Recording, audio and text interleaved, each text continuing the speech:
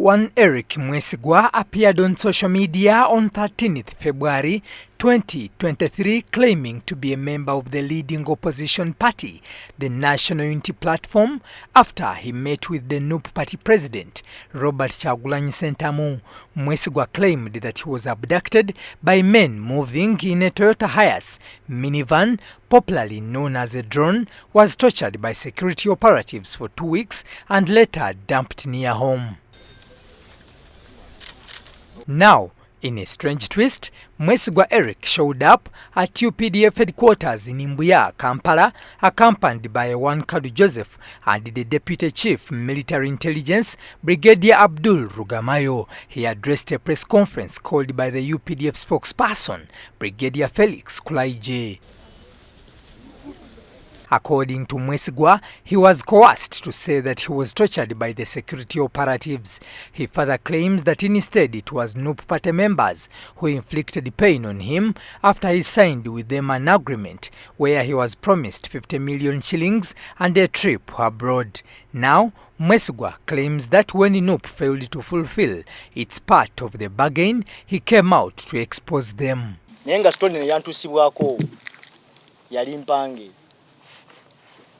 Si government yali yaddala nti obaba government yantusako bino so nze mawuli okwagala otereza ekintu kino because nga NUP yali na byensuubiza okumpa byetasobola tukiri nti bino byantusibwako si government si yabintusako byakolebwa kibiina kya NUP bansuubiza okumpa milioni 5 ne bansuubiza okuntwala ebweru mpumule ne bangamba gotofaito nakyo genda tusiwako kyonna gwe kola kino naye mbadde nga ne wensula wallahi mazima ddala nga okaba n'amaziga nenga tola mbuli mu matiga ngani no ebisago byantu sazi nacha ina treatment musobola basikani zino wanene. Mwesigwa claims that a one King Zari said to be a bodyguard of the NUP president Robert Kyagulanyi lured him into the failed deal. He added that instead it is the UPDF that has cared for him, so he had to confess the whole truth. Eyantukira bamuyita King Zari. King Zari abeera ku gadi ya kibanda. Akolanga bodyguard wa Bobby Wine. Nandukiramu ekintu kyonna nga we kindi sigana kola butine nego tofaayo togenda uli ya pain yonna. So bajja ne bakukwatanga obakukwata balina biswe bakukuba no banga tosawa uli ya pain yonna. Ne bakola bakukoze ne bakutochalinga ne bakuswaje bakusudde. Bamalo kusula ne bakujja ne beflat ba government yakusudde ne bakutwala mu ddwaliro lyonna natako kuwa treatment bichi byonna mwala ba media bino badde bitambula. Sonzo kuba nti ndi wanene. Mbadde mpulirwa kuba bansuubiza okumpa milioni 5 ne baite mpa ya nemitwali akakadde sakafuna mu NUP ebyaddala bino byenjogera so manja kujja propaganda yabadde atambula nga baleeta abantu simanyo alina tocha ina byatusiddwako. That's why yobamulabanga ndi wano ndikogera njagala mbagambe story nga bwe badde yonna ebadde etambula. He also claimed that the NUP team makes a program but the victim is not told when and where they will be abducted. Wakusomera deal eyo gwe mwenye omuzanyo oguzango bokimanyi ti bagenda kola ki bagenda kujja bakupicking ne mu kupicking abantu abakupicking tosobola bategeera. He says that after NUP failed to fulfill its promise, a friend found him in a clinic called MTEX in Chebando, a Kampala suburb, and made preparations for him to be helped by the UPDF. Waliwo mukwano gwange omwavuga boda. Yalaba embeera gye mpitamu nga ndaba ndi waka nangamba ne Mwesigwa NUP nga yo wafuna obuvune naye kati ekolawo kikatu kubeera ng'oli waka. Ayina mukwano gwe omu ali mu police namunyumizako so namugamba muvuka go bakwata go bacha pass emabegako chali wange naye ali wakati alina treatment atali mu mbeere tali nungi so na connectinga oyo guy na connectinga ngeja ina mukwano gwo musirikale ne banangamba katugezero nga tukufuni obujanja byobusingawo.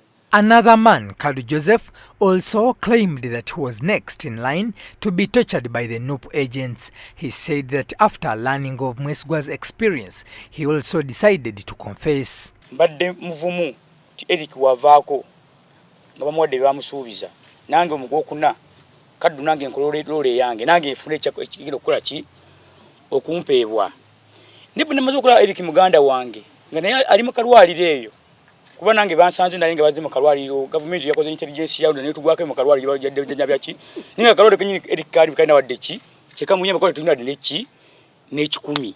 The UPDF spokesperson, Brigadier Felix Kwaije, said that the opposition, mainly NUP, has used such methods to badmouth the government. However, NUP spokesperson Joel Senyonyi said that all those claims were propaganda by the UPDF. For a while, security forces have noted persistent attempts by some political opposition groups in Uganda to blackmail and demonize government over false allegations of torture by security agencies. These groups, particularly the National Unity Platform, NUP, have over time made it a norm to parade people with bodily defects occasioned by normal accidents to masquerade as victims of torture inflicted on them by security personnel. What we have seen today is really an amateurish attempt to try and cover up for the atrocities committed by this regime and the state.